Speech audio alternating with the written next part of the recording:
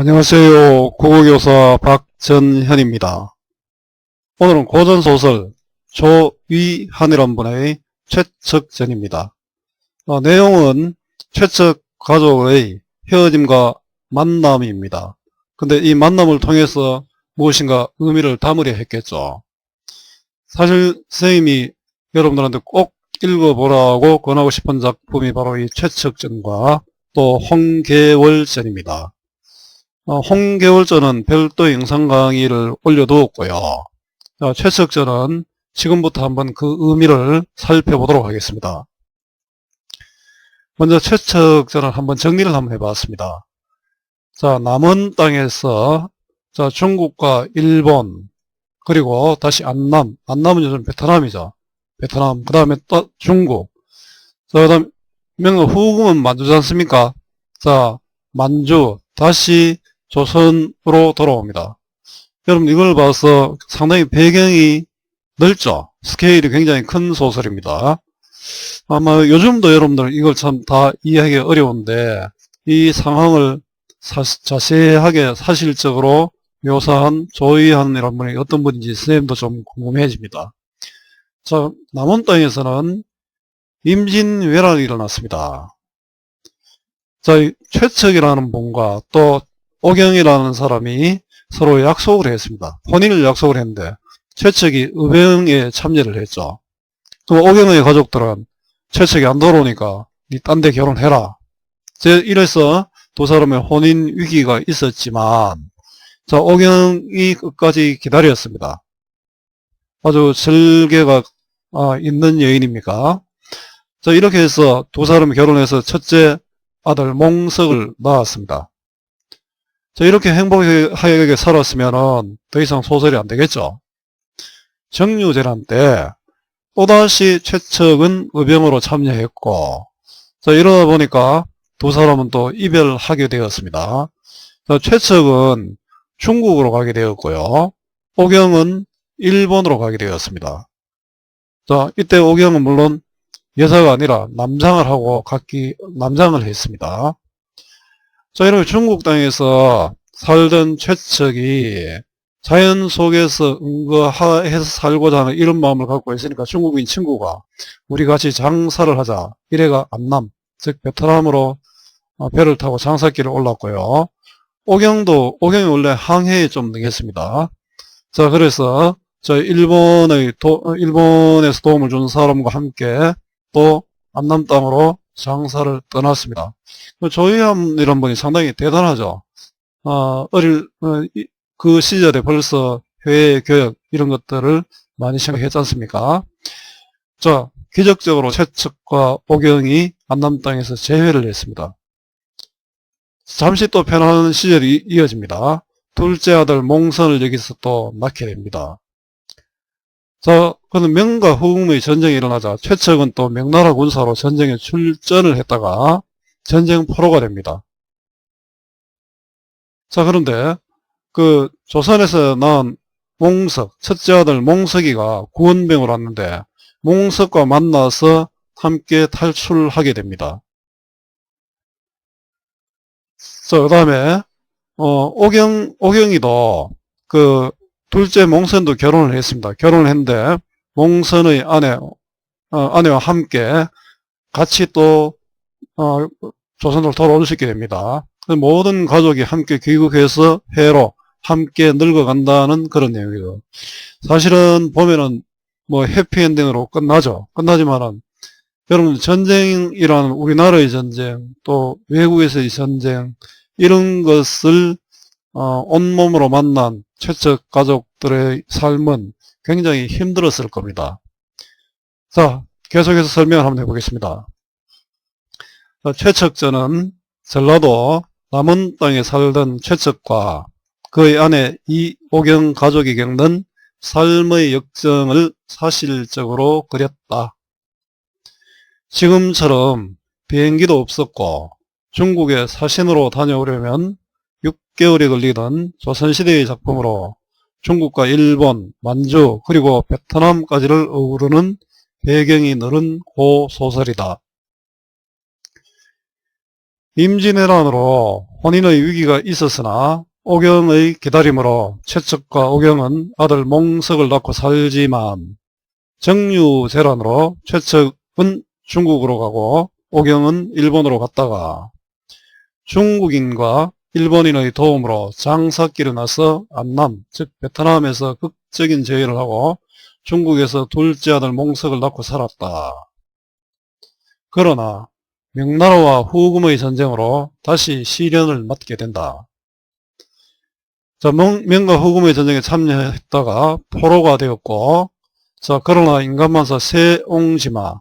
세옹지마는 좋은 일이 나쁜 일이 될 수 있고, 나쁜 일이 좋은 일이 될 수 있다라는 그런 고사성어죠. 세옹지마라 했던가, 조선 구원봉으로 온 맏아들 몽석을 만나 함께 조선으로 돌아와서 행복한 삶을 살게 된다는 내용이다.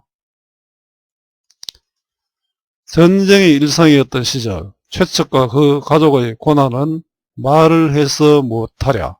참 힘들었겠죠. 이들의 삶을 통해서 당시 아픈 시대를 살았던 민중들의 어려움을 말하고 있다. 그리고 그런 삶 속에서도 가족이 서로 만나는 이야기를 통해서 가족애를 느낄 수 있다. 고소설의 우연성을 벗어나지 못했지만 이 시기에 다른 민족과 어울려 사는 모습들은 또 의미가 있다. 구체적인 역사적 사건과 사실적 배경을 통해 이야기를 풀어낸 고소설 조희안의 최측전이다. 여러분들 최측전에 대한 이해가 좀 되었습니까? 자, 이제 소설을 본격적으로 한번 공부를 해 보겠습니다. 앞부분 줄거리입니다. 남은 사람인 최측은 이 오경과 약혼하여 혼인날을 정해놓고 기다리던 중 외적의 침입을 막기 위해 의형에 참여하게 된다. 최측은 용모가 빼어나고 주도 면밀하고 아내에 대한 의리가 깊은 인물입니다. 자, 오경은 남장과 거짓으로 위기를 극복해냅니다. 아주 지혜로운 여자죠. 자, 이 부분은 발단인데요. 약혼한 최측과 오경은 임진왜란으로 이별을 또 하게 되었습니다. 그러나 결혼했죠. 자, 혼인 날짜가 지나도록 최측이 돌아오지 않자 오경의 어머니는 부자의 아들인 양생을 사위로 맞으려 한다. 하지만 오경은 최측이 돌아오기를 기다렸고 결국 최측과 오경은 혼인하여 첫아들 몽석을 낳고 행복한 나날을 보낸다. 자, 앞에 다음 제시한 부분은 정유재란으로 인해 최측과 남장을 한 오경이 각각 명나라와 일본으로 가서 생활하다가 안남에서 해우는 만남이죠. 만나는 장면이 됩니다. 그때 마침 명나라 장수가 기병 10여인을 이끌고 남원성에서 나와 금석교 아래에서 말을 시키고 있었다. 뭐 구체적인 배경이 나오죠. 남원석, 금석교 이런 배경이 나옵니다. 기병은 지금 남원성 이렇게 대관하면 배경입니다. 자, 기병은 말을 탄 군사들이죠. 자, 명나라 장수와 지금 최측이 만나는 그런 장면인데요. 아주 좀 우연적 요소. 우리 고소설은 필연성보다는 또 우연적인 모습이 많이 있습니다.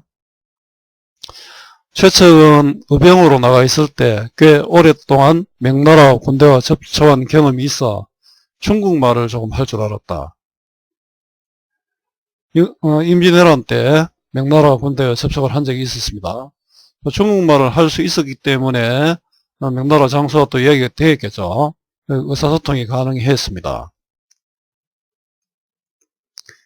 최측은 명나라 장수에게 자기 일가가 모두 해를 입은 상황을 말하고 의탁할 곳 없게 된 자신의 신세를 하소연한 뒤 중국에 따라 들어가 운둔하고 싶다고 말했다. 자, 명나라 장수는 여유문인데 최측의 조력자가 됩니다. 옥양의 조력자는 일본 또 돈우라는 또 사람이 또 있습니다. 명나라 장수는 그 말을 듣고 측은히 여기었으며, 측은이는 불상이죠. 최측의 뜻을 가련히 여기어 이렇게 말했다. 나는 오청병의 천총 여유문이라 하오. 오청병은 뭐 부대 이름이겠죠. 천총은 계급인데 뭐 상당히 뭐 중국인 중에 높은 계급인 것 같습니다. 집은 절강성 요흥에 있는데 가난하지만 먹고 살만은 하다오. 인생은 마음을 알아주는 사람을 만나는 게 중요하나니 마음을 알아주는 사람. 우리 지음이라는 말 기억납니까? 자, 지음, 마음을 알아준다. 직이지구, 자기를 알아주는 친구죠. 아주 친한 친구를 뜻합니다.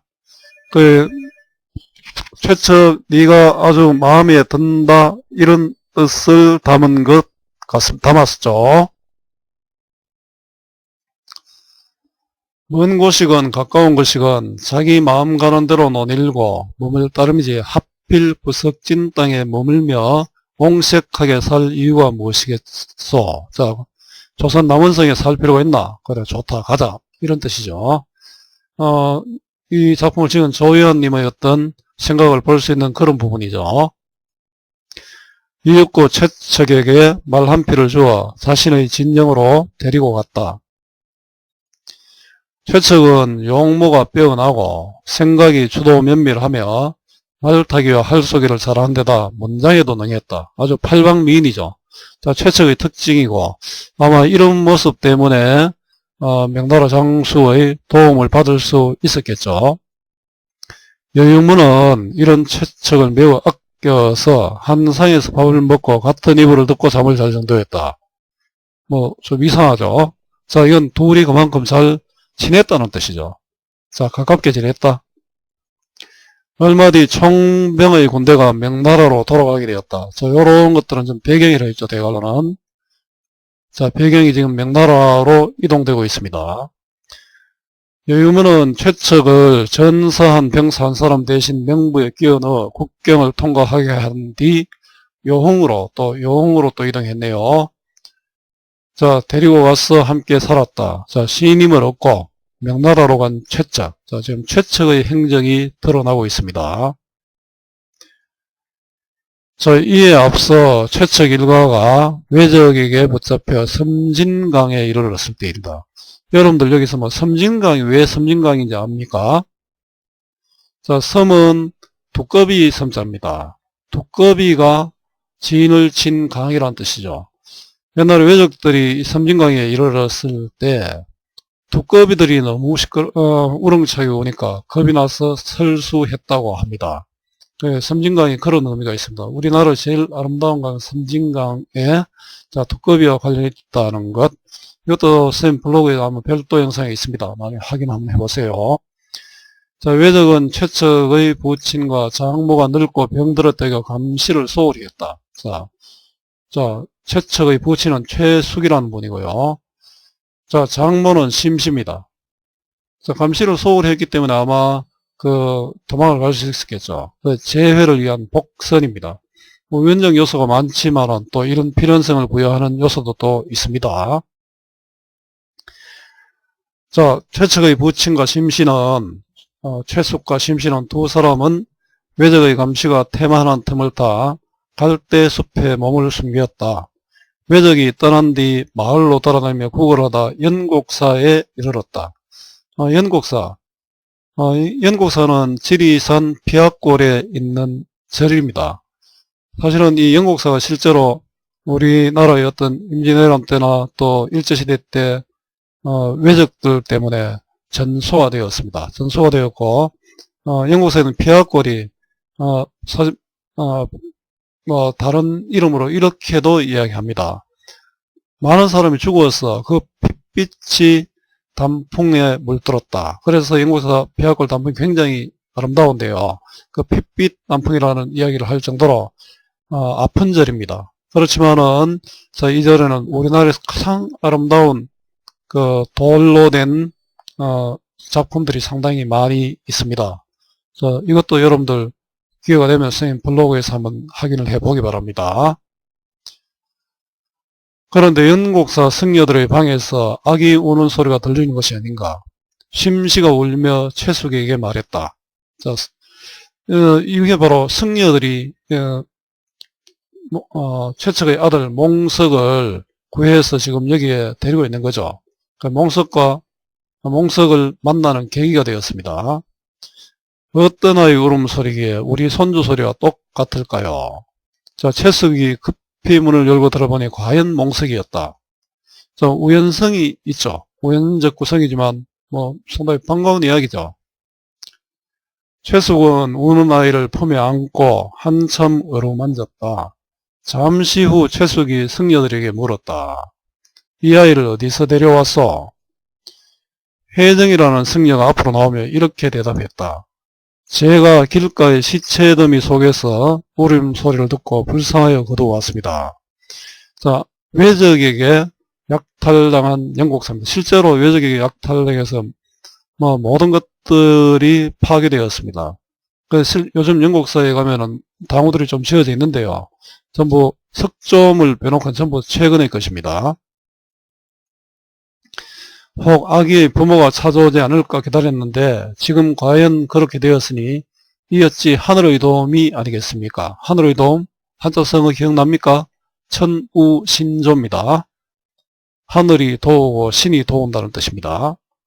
최숙은 손자를 찾은지라 심시와 번갈아 업어가며 집으로 돌아왔다. 그리고는 버리던 종들을 다시 불러 모아 집안 살림을 꾸려나갔다. 자, 최숙과 심식과 몽석과 제외했죠. 자, 앞에서 최측의 행적이 나왔고요. 지금은 최측의 아버지 최숙과 심시의 행적이 지금 나왔습니다. 이때 오경은 외적 도누라는 자에게 붙잡혀 있었다. 자, 도누는 오경의 조력자가 됩니다. 남편은 중국인의 조력자, 오경은 일본인의 조력자. 아주 국제적이죠. 도누는 늙은 병사로 살생을 하지 않는 불교 신자였다. 여러분, 일본은, 우리나라는 기독교가 상당히 많지만 일본은 97%가 전부 불교 신자입니다. 본래 장사꾼으로 항해에 능숙했으므로 외장 소서 행장이 그를 선장으로 발탁하였다. 도누는 명민한 오경이 마음에 들었다. 근데 여사인 줄 모르고 남자라서 마음에 든 겁니다. 그래서 혹 달아날까 싶어 좋은 옷과 맛난 음식을 주어 그의 마음을 안심시키려 했다. 오경은 물에 빠져 자살할 생각으로 몇 번이나 배에서 빠져나왔지만 그때마다 들켜서 뜻을 이루지 못했다. 가족을 잃은 자신의 처지가 참 처량하죠. 또 어떻게 될지도 모르니까 이런 생각을 했겠죠. 어느 날 밤 오경의 꿈에 장육불이 나타나 이렇게 말했다. 자, 장육불은 불상의 이름입니다. 자, 6척이나 되는 불상인데 이 장육불이 유명한 데가 김제의 금산사가 있고요. 또 장육불이 또 유명한 곳이 구례에 가면 화엄사 곽항전에 또 있습니다. 자, 여기서 이인 모티프라고 하는데요. 자, 이인 모티프는, 이인은 재주가 신통하고 비범한 사람입니다. 자, 이인이 특별한 사람, 어려움에 빠진, 위기에 빠진 인물을 돕는다는 그런 뜻이죠. 이 장육불이 아마 오경에게 이런 어떤 꿈에 나타나서 계시를 하고 있지 않습니까? 나는 만복사의 부처다. 만복사 저폭이라는 작품 들어봤습니까? 김시습의 금오신화에 나오는 작품이죠. 실제로 만복사 터가 남원에 가면 남원역 주변에 있습니다. 죽어서 안 된다. 훗날 반드시 기쁜 일이 있을 것이다. 자, 최측과 재해를 암시하고 있죠. 너무 많은 시간이 걸렸지만 이들은 다시 만나서 잘 살게 됩니다. 오경이 꿈에서 깨어 그 꿈을 가만히 생각해 보니 그런 일이 전혀 없으란 법도 없을 것 같았다. 이에 억지로 먹으며 목숨을 부지했다. 자, 오경의 태도가 절망에서 지금 희망으로 바뀌었죠. 도노의 집은 나고야에 있었다. 자, 공간적 배경이죠. 늙은 아내와 어린 딸만 있을 뿐 집안에 달리 남자가 없어. 아마 도노가 오경이 여자인 것을 알았으면은 이렇게 하지는 않았을 겁니다. 오경을 집에 살게 하되 아내와 딸이 있는 내실에는 출입을 하지 못하게 했다. 왜냐면 남자니까요. 자, 남자를 알았기 때문에 그렇습니다. 오경은 돈우를 속여 이렇게 말했다. 저는 본래 체격이 왜소하고 병이 많은 약골이라서 조선에 있을 적에도 젊은 남자들이 하는 일은 하지를 못했습니다. 바느질이나 밥 씻는 일만 할 수 있지 다른 일은 할 수 없습니다. 돈우는 퍽 가련히 여겨 오경에게 사우라는 이름을 붙여주고는 자, 여자인 것을 눈치채지 못했죠. 배를 타고 장사로 나갈 때마다 항해장 일을 맡겨 중국의 복건성과 절강성 일대를 함께 돌아다녔다. 이것도 배경이죠. 자, 일본에서 남장을 하고 살게 된 오경입니다. 이 부분은 오경의 행적이죠. 자, 최측의 행적과 자, 최숙과 심시의 행적, 그 다음에 오경의 행적까지 지금 다 다루었습니다. 이때 최측은 또 요흥이라는 곳에 여유문이 있는 곳이죠. 머물며 여유문과 의형제를 맺었다. 여유문이 누이동생을 최측에게 시집 보내고 싶어하는 마음을 내보이자 그만큼 최측이 마음에 들었다는 얘기죠. 최측은 완강히 거절하며 이렇게 말했다. 자, 최측에 대한 시인임이 굉장히 두텁습니다. 우리 일가족이 외적의 침탈을 입어 지금껏 늙은 부친 최숙이죠.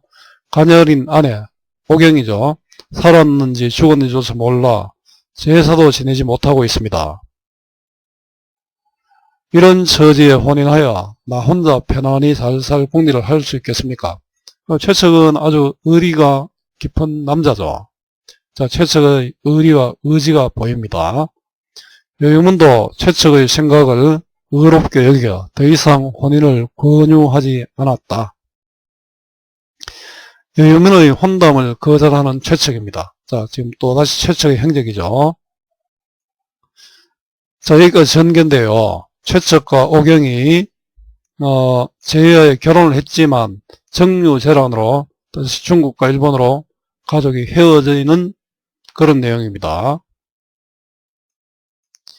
그해 겨울, 자, 시간의 흐름이죠. 여유문이 병으로 죽었다.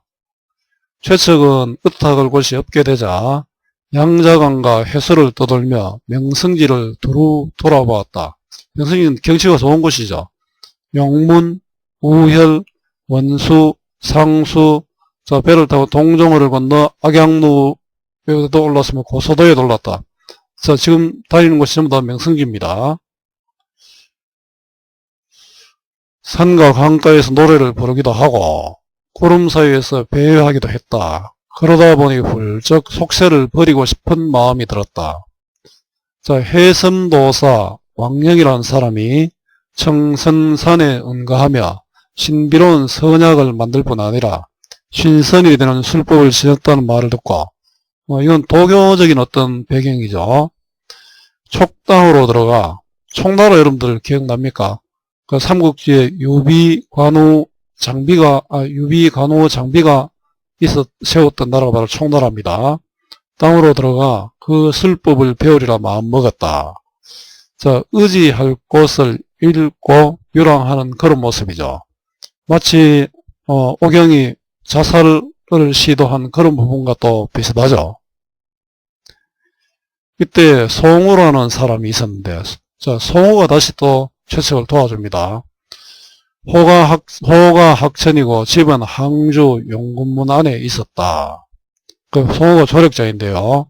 자, 최측은 여유문의 조력으로 중국으로 가고 또 송우의 도움을 받아서 장사배를 타게 됩니다. 자, 오경은 돈우의 조력으로 일본으로 갔고 또 돈우의 조력으로 또 장사배를 탔죠. 자, 둘 다 장사배를 탔으니까 어디서 만났겠죠.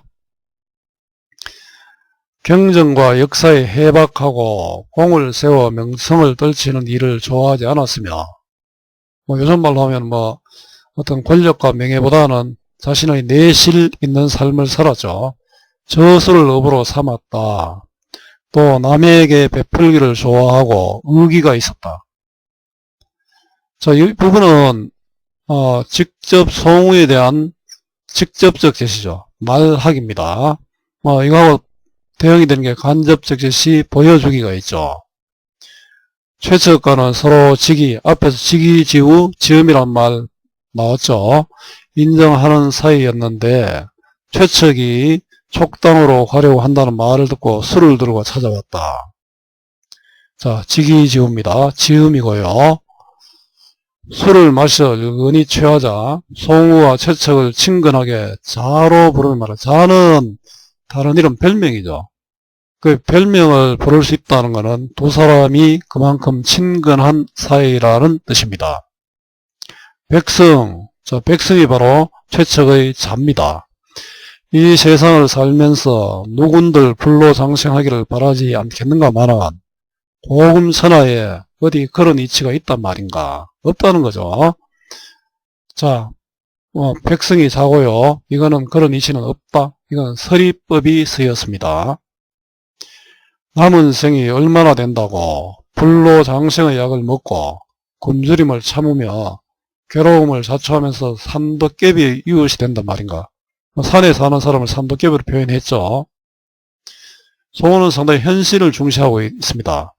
나와 함께 배 타고 5월 땅을 오가면서 비단이나 차를 매매하며 남은 생을 즐기는 게 세상사에 통달한 사람의 할 일이 아니겠는가? 송우의 장사배 탈 것을 제안했고요. 최측이 홀연 깨닫고 마침내 송우와 함께 길을 떠났다. 깨닫고는 속세를 떠나려던 생각의 잘못을 깨달았다는 겁니다.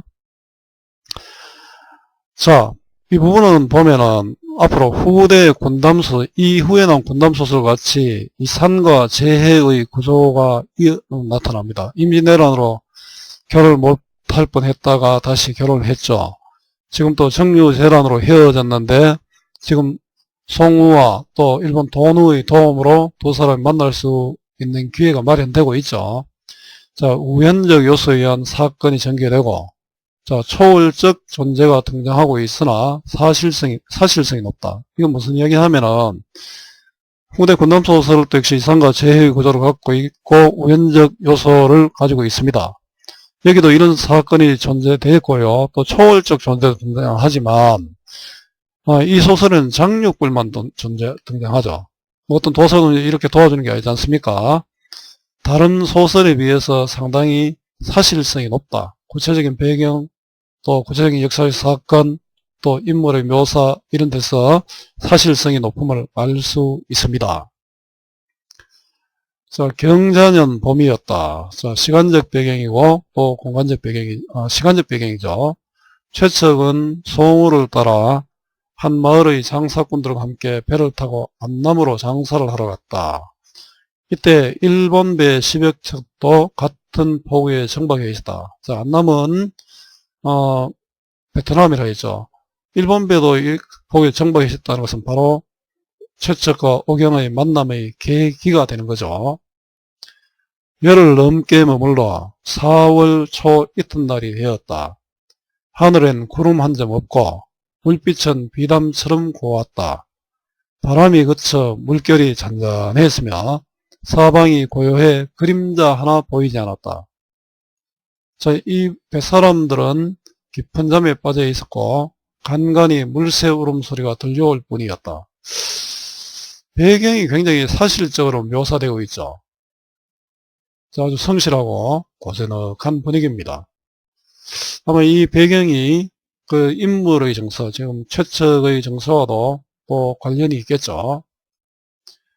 일본 배에서는 연불하는 소리가 들렸는데, 일본은 그 불교가 상당히 많이 발전된 나라죠. 지금도 97% 정도가 불교인데요. 그래서 요즘 그 일본의 어떤 수상들이 신사참배 이야기를 많이 하죠. 신사가 바로 일본의 절입니다. 그 소리가 매우 거슬펐다. 자, 최측이 상선을 타고 항구에 정박해 있었습니다. 최측은 홀로 선창에 기대 자신의 신세를 생각하다가 가족과 이별한 처지지 않습니까? 짐구름이 안에서 통소를 꺼내 슬픈 곡조의 노래를 한 곡 불어 가슴 속에 맺힌 슬픔과 원망을 풀어보려 했다. 최측의 통소 소리에 바다와 하늘이 애처로운 빛을 띠고 구름과 함께도 수심에 잠긴 듯 했다. 자, 이 통소 소리는 인물의 심리가 반영된 감정이입의 대상입니다.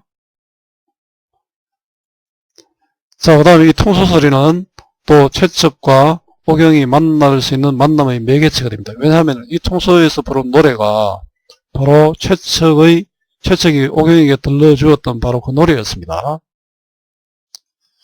뱃사람들도 그 소리에 놀라 일어나 모두들 서글픈 표정을 지었다. 슬픔이 담겨있죠. 최측의 처지가 지금 슬프지 않습니까? 그때 문득 일본 배에서 연불하던 소리가 뚝 그쳤다. 저 연불하던 소리는 바로 오경이 연불을 했겠죠. 뭐 오경이도 슬프니까 슬픈 연불을 할 수밖에 없었겠죠. 잠시 후 조선말로 시를 읊는 소리가 들렸다. 자, 예전 최측의 통소 소리를 듣고 오경이 지은 바로 그 시입니다.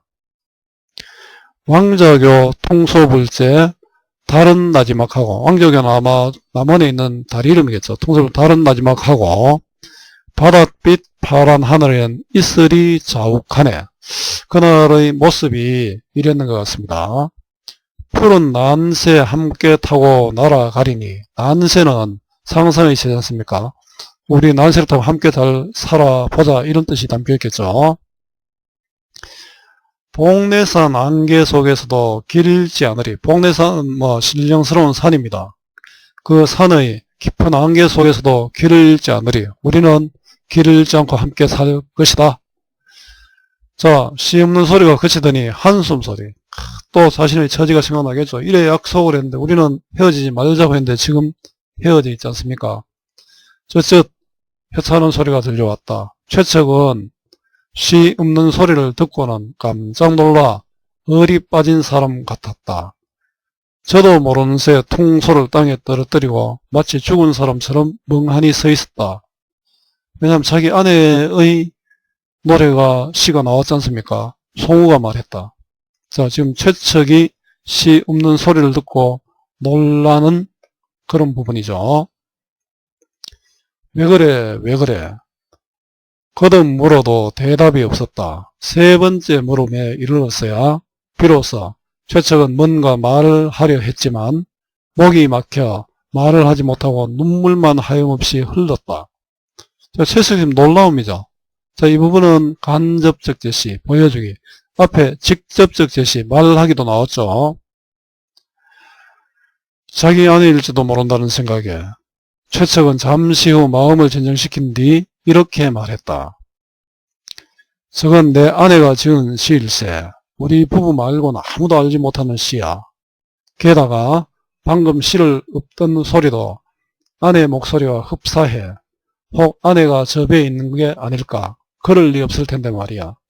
우리나라도 아니고 중국도 아니고 일본도 아니고 베트남 땅에서 아내가 이렇게 왔었다고 생각하기가 어렵지요. 그리고는 자기 일가가 외적에게 당했던 일의 전말을 자세히 말했다.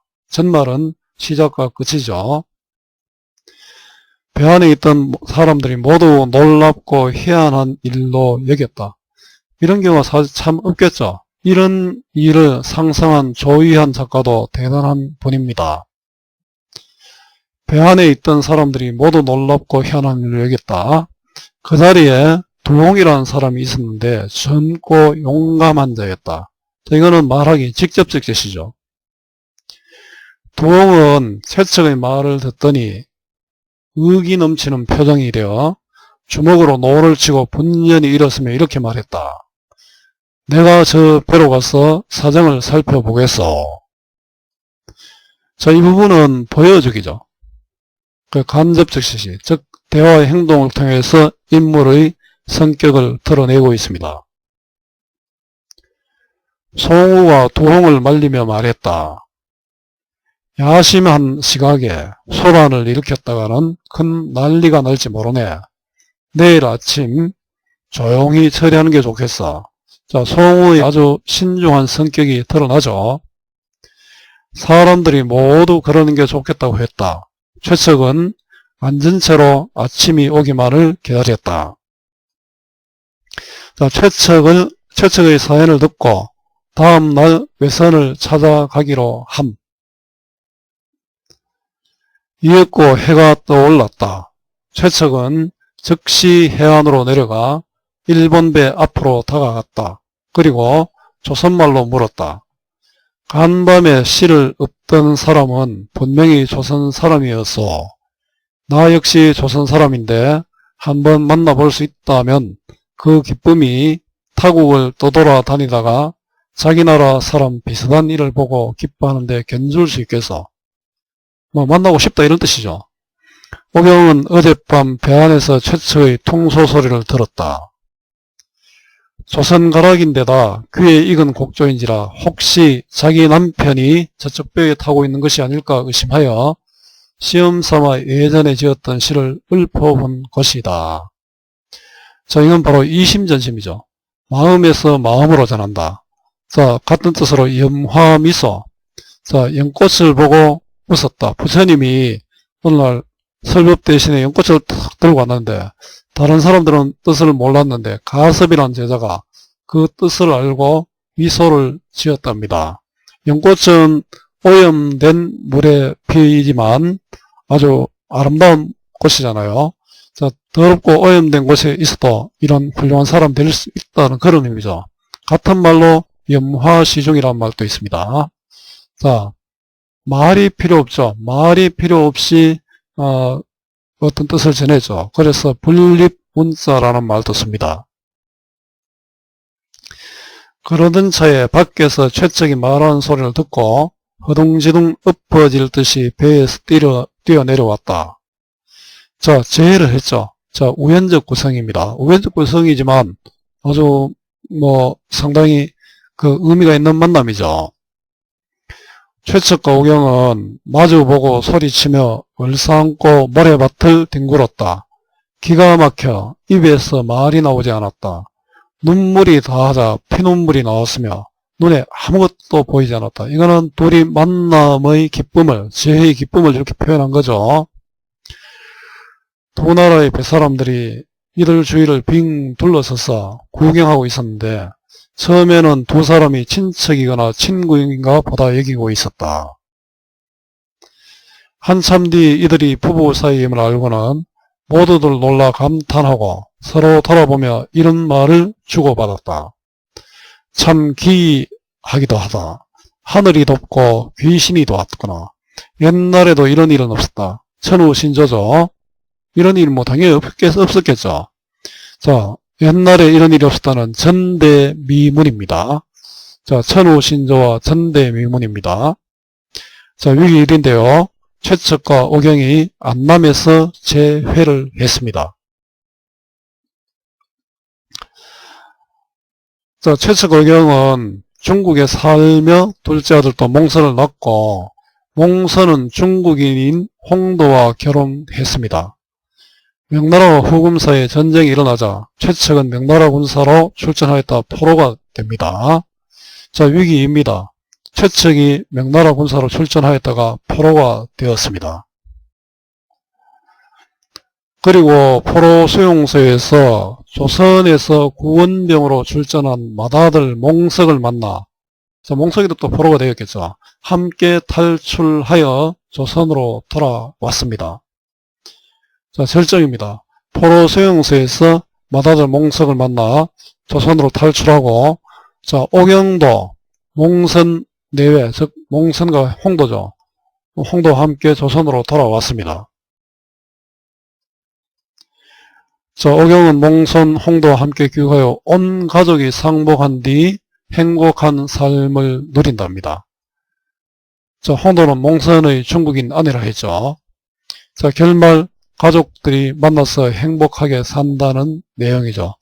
근데 참 이 가족의 기구한 운명, 인생 역정이 나타나 있습니다. 자, 근데 이 소설의 특징이 또 이런 부분이 있습니다. 내가 조위안이죠. 남원 주포에 우거하고 있을 때 최측이 나를 찾아 위와 같이 자신이 겪은 일을 말해주고는 그 전말을 기록하여 사라지지 않게 해달라고 청했다. 최측의 요청을 사용하지 못하여 대략 줄거리만을 들어 기록한다. 자, 천계 원년 신유년 1621년이죠. 확실하게 제작 연도와 연도와 월이 있죠. 소홍은 조위하의 호입니다. 쓰다 이렇습니다. 자, 글을 쓴 이력까지 나타나 있습니다. 자, 이제 작품을 한번 정리해 보겠습니다. 자, 갈래입니다. 고전소설이고요. 한문소설이고, 또 전쟁소설, 또 애정소설입니다. 요건 별다른 설명이 없어도 될 것 같습니다. 성격은 우연적인 부분이 많죠. 그 다음에 굉장히 사실적입니다. 배경도 그렇고 역사적인 사건과의 연관성도 그렇습니다. 선생님 다른 곳은 잘 몰라도 그 남은 지역에도 한번 가봤고 만복사도 나오고요. 그 다음에 또 지리산 폐하거리는 연곡사, 연곡사 실제 역사적으로 그 임진왜란과도 상당히 밀접한 관련이 있습니다. 자, 주제는 이 산 가족의 고통과 재회, 그걸 통해서 가족에도 드러나는데요. 주제 이상의 상당한 의미를 찾아볼 수 있습니다. 뒤에 활동에서 다루도록 하고요. 자, 특징은 구성이 좀 복잡하죠. 만남, 이별, 재회가 3번이나 반복됩니다. 처음에 결혼을 약속했는데 임진왜란으로 위기가 닥치죠. 그럼 정유재란으로 또 중국과 일본으로 또 이별하게 되고요. 그 다음에 또 중국에서 만나가지고 둘째 아들을 놓고 사는데 명나라와 후금과의 전쟁으로 또 이별을 했죠. 자, 이런 만남과 이별이 3번 반복됩니다. 자, 사실성이 확보되었다. 자, 실제 일어난 전쟁을 배경으로 했고, 임진왜란, 정유재란, 또 명나라 후금과의 전쟁이죠. 자, 이를 통해서 당시 백성들의 삶을 또 사실적으로 표현했습니다. 공간적 배경의 확대를 보여줍니다. 배경이 우리나라, 일본, 중국, 안남, 베트남으로 확장되고 있죠. 이 점이 상당히 의미가 있는 그런 부분인 것 같습니다. 자, 분량이 상당히 또 길어졌고요. 조연님이 끝부분에 간략히 소개했다 했지만 상당히 길어졌습니다. 자, 이제 활동을 한번 해보겠습니다. 최측과 오경의 이동 경로를 중심으로 행적을 한번 정리해보자. 앞에서도 여러 번 이야기했는데요. 공부는 역시 반복이지 않습니까? 자, 임진왜란 1592년 최측과 오경이 결혼하여 몽석을 낳고 행복하게 살았죠. 자, 정유재란 1597년인데요. 자, 최측은 조선 남원에서 이별을 하고 또 전란으로 이별을 했죠. 그 명나라로 갔고요. 여유문을 만나서 또 여유문이 죽고 나자 명나라로 유람하다가 송우와 함께 장사배를 탔습니다. 오경은 조선 남원에서 또 이별을 했죠. 역시 전란이죠. 정유재란이죠. 외적 도노에게 끌려갔다가 도노를 따라 일본 나고야로 갔고요. 도노와 함께 장사배를 탔습니다. 이런 두 사람이 다 장사배를 탔으니까 만날 수 있었겠죠. 전쟁 후에 1600년경에 최측과 오경이 안남에서 기적적으로 만나고 둘째 몽선을 낳았습니다. 자, 최측은 명나라 군사로 출전하였다가 포로가 되었고요. 자, 수용소에서 조선에서 구원병을 온 몽석을 만나서 또 함께 탈출해서 조선으로 돌아왔고요. 오경은 또 중국에서 낳은 둘째 아들이죠. 몽선과 또 몽선의 아내 홍도 함께 귀국을 했습니다. 자, 이렇게 가족들이 행복하게 살았다는 내용이지만 사실은 참 아픈 이야기가 참 많았죠. 자, 다음 활동을 해보겠습니다. 다음 대화를 통해 알 수 있는 이 소설의 문학사적 맥락. 우리 소설을 감상할 때 사회문화사적 맥락, 문학사적 맥락 등 다양한 방법으로 감상을 할 수 있겠죠. 자, 이 소설은 이전의 소설들과는 달리 임진왜란이나 정유재란 등 역사적으로 실제 일어났던 전쟁을 배경으로 하고 있다는 점에서 의미가 있는 것 같아. 맞아. 전쟁의 상황에서 당시 백성들이 겪은 고통이나 이산가족의 문제도 자세하고 사실적으로 표현하고 있어. 이 대화가 사실 이 소설의 특징들이 다 나타나죠. 그래, 그리고 무엇보다도 공간적 배경이 조선을 넘어 일본 안남 등지로 확장되었다는 점을 눈여겨봐야 할 것 같다. 최측과 오경이 만나고 헤어지는 과정이 세 차례 반복되고 그 과정에서 최측의 행적과 오경의 행적을 나누어 상시하게 그려서 분량이 장편화되었어. 지금 이 부분을 바탕으로 특징을 다 정리를 했습니다. 자, 이를 통해서 사실성이 확보되었고 구성이 복잡화되었고 분량이 장편화되었고 공간적 배경이 확대되었다는 것을 우리가 파악할 수 있습니다. 다음은 이 소설의 주요 과정에서 오경의 역할을 나타낸 것이다. 당대 사회의 여성관을 고려하면서 이 작품의 가치를 말해보자. 오경과 최측의 혼인 과정에 보면은 위기가 있었죠. 근데 오경은 끝까지 의리를 지켰죠. 오경은 최측에게 반해 자신이 먼저 청혼의 편지를 전했고요.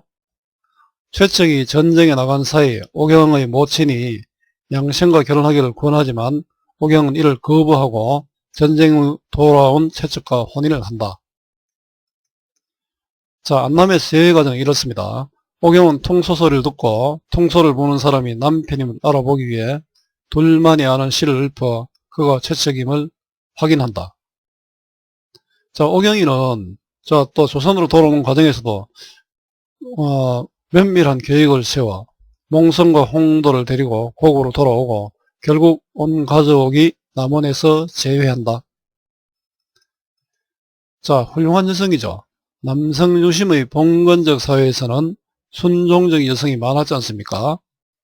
오경은 적극적이고 진취적인 여성입니다. 자, 독자들은 이를 통해서 적극적인 삶의 태도를 배우고 고난 극복의 방법과 새로운 희망과 용기를 얻게 되었으면 좋겠습니다. 여러분들도 이 작품을 보고 또 힘을 얻었으면 좋겠습니다. 자, 이 작품에는 조선 사람뿐만 아니라 다른 나라 사람들이 등장한다는 점을 고려하여 다음 활동을 해보자. 최측이 명나라 장수 여유민의 도움을 받고 명나라 사람 송우와 가깝게 지내는 모습이 있죠. 자, 우리 외국인들을 어떻게 생각할까 한번 생각할 필요가 있겠죠. 오경이 외적 도누의 도움으로 그의 집에서 지내고 그와 함께 장사배를 탐. 명나라는 우리를 도와주러 왔다라고 하지만 그 외적은 정말 우리 전부 다 우리한테 피해를 많이 줬잖아요. 이런 사람하고 같이 일을 했다. 비난받아야 합니까? 자, 최측의 둘째 아들 몽선이 또 중국 사람 홍도와 결혼을 했죠. 국제 결혼이죠. 지금도 국제 결혼이라면 별로 좋아하지 않죠. 자, 이런 상황을 볼 때, 자, 우리 먼저 보죠. 작가가 위의 내용을 작품에 포함한 의도가 무엇일까? 이런 모습들을 볼 때 이런 거 아니겠습니까? 다른 나라 사람들과 적대적인 관계만은 아니다. 적대적인 관계로 대해서는 문제가 해결되지는 않겠죠. 서로 어울려 사는 모습을 또 보여주기 위해서일 것이다. 이런 측면에서 조희연님은 참 대단한 분이다. 이렇게 생각을 합니다. 오늘날의 다문화사회의 관점에서 어떤 자세가 필요한지 자신의 생각을 한번 말해보자. 다양한 이야기들이 나올 수 있겠죠. 결국은 그 이야기들 중에는 이런 이야기가 많을 것 같습니다. 함께 더불어 사는 삶의 자세가 필요하다. 뭐 특히 우리나라 같은 경우에 지금 외국인 노동자들이 상당히 많이 있는데요. 자, 그분들을 좀 불편한 시선으로 보거나 편협된 시각으로 봐서는 곤란하겠죠. 그분들이 사실은 외국에 상당히 많은 공부를 하고 온 분들일 수도 있습니다. 우리나라 분들도 외국에 이민 가서 뭐 하는 일이 주로 뭐 슈퍼나 이런 일을 한다고 하지 않습니까? 국제화 사회에서는 열린 마음, 열린 자세가 필요합니다. 자, 함께 더불어 사는 것을 한번 생각해 볼 수 있으면 좋겠습니다. 여러분 오늘 고소설 중에 좀 특별한 소설인 최척전을 공부해 봤습니다. 선생님 한 편 더 보라고 얘기했죠. 홍계월전입니다. 이 두 편의 작품은 당시 고소설의 일반적인 내용과 또 표현과는 좀 다른 모습이 많기 때문에 좀 특별히 좀 유념을 해서 봤으면 좋겠습니다. 그럼 공부의 기본은 역시 교과서입니다. 교과서에 있는 내용을 충분히 읽고 인터넷 강의로 모든 것을 해결을 하려고 하면 안 됩니다. 자, 인터넷 강의는 교과서를 읽고 난 다음에 제 블로그에 있는 내용을 읽어도 좋습니다. 난 다음에 확인하고 정리하는 방법으로 사용하면 도움이 됩니다. 여러분들 열심히 하십시오. 오늘 또 고맙습니다.